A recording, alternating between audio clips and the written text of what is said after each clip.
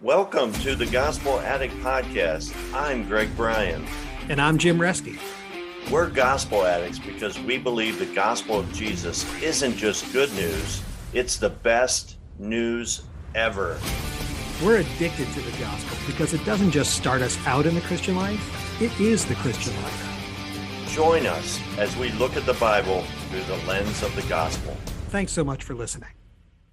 Okay, so you know that feeling when you hear the word Trinity and you're like, I think my brain just checked out. Yeah. Right? It can feel kind of overwhelming. But we're diving into this Tim Keller sermon, and it was like something clicked. Mm-hmm. He uses this picture of a dance to explain it, and suddenly it all made sense in a new way. What's really cool is how Keller uses that idea of a dance, but connects it right back to the Bible. Oh, yeah. Like in Genesis 1.2, where it talks about the Spirit hovering over everything, and then later in Mark at Jesus' baptism. You've got the Spirit again, right? Exactly, coming down like a dove, and he focuses on that dove image. Which I never really thought about before, but... It's super rare to see that in Jewish tradition back then, like almost unheard of. Really? Yeah, only one other time does it show up, and it connects right back to creation. Oh, wow. It's in the Aramaic Targums, and it ties everything together. He's making a point on purpose, then. Totally. It's this line straight from creation to when Jesus is baptized. Showing they're both connected to this Trinity thing. Right. Both creation and redemption are all part of this dance between the Father, Son, and Holy Spirit.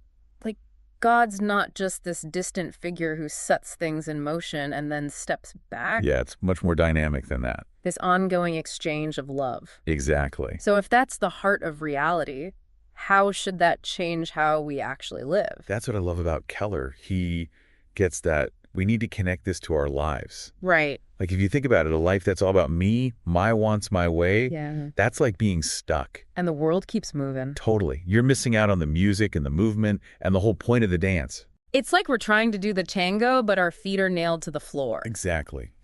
And sometimes I think we do that with God. You think so? Yeah, we want him to fit into our plans and our timing instead of surrendering to his. And isn't that what glorifying God is all about?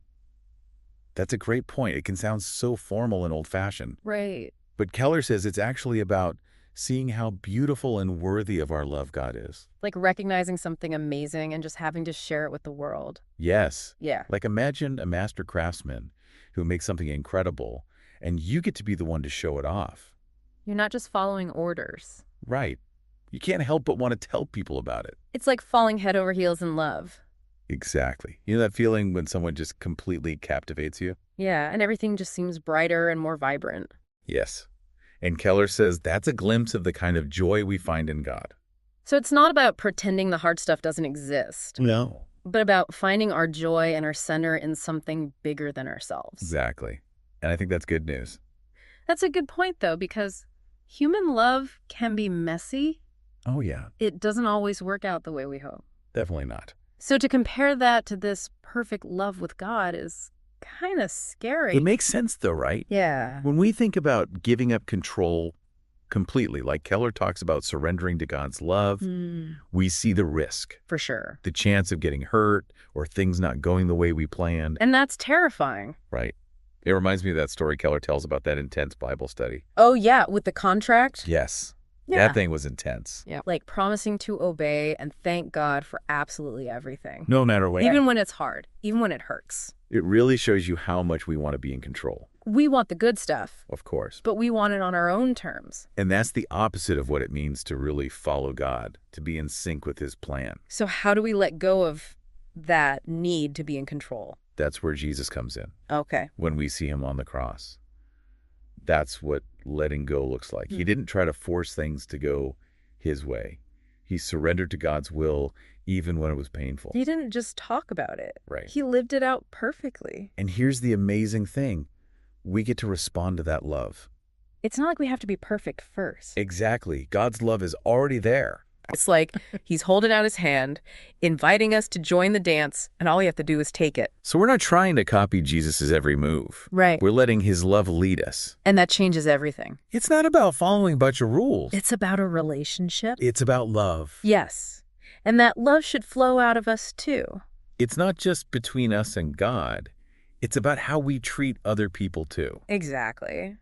We were made for community, just like God exists in this perfect community of love. The Trinity. Right. And we get to reflect that in our relationships with each other. And that's where praising God comes in. Yeah. It's not just about singing songs on Sunday. It's about a way of life. Noticing the good things in life and celebrating them. Keller said it best. Praise is inner health made audible. I love that. That's such a great way to put it. Inner health becoming something you can actually hear. Yeah, like we become these reminders of how good God is. Just by letting our joy show. And that's powerful, right? Totally. It's like the opposite of all the negativity we see everywhere these days. And like an antidote to all that darkness. Exactly. Keller's not just talking about some idea up in the clouds here. It's about changing how we live. Yeah, becoming the kind of people who are known for being joyful and encouraging and reflecting God's love.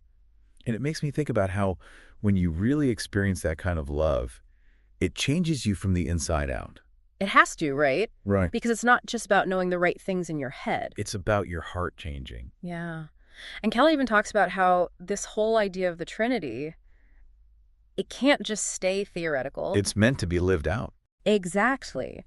We were made to experience God's love in community with each other. Like those early Christians Keller talks about. Ones being thrown to the lions. Yeah. It makes you think about what we're willing to stand up for. Seriously. And if we really believe this stuff about the Trinity, about this God who is love itself, how does that change how we see the world, how we treat each other? Those are the questions we have to keep asking. Because this isn't just some interesting idea to think about. It's an invitation to something so much bigger. It's a whole different way of seeing everything. And I hope that's something we all take away from this conversation today. Me too. Thanks for diving into this with me. It's been my pleasure. Thanks for listening to this episode of the Gospel Addict Podcast. Feel free to contact us via email at gospeladdictpodcast@gmail.com. Stay tuned for our next episode, and remember, on your worst days, you're never beyond the reach of God's grace, and on your best days, you're never beyond the need of God's grace.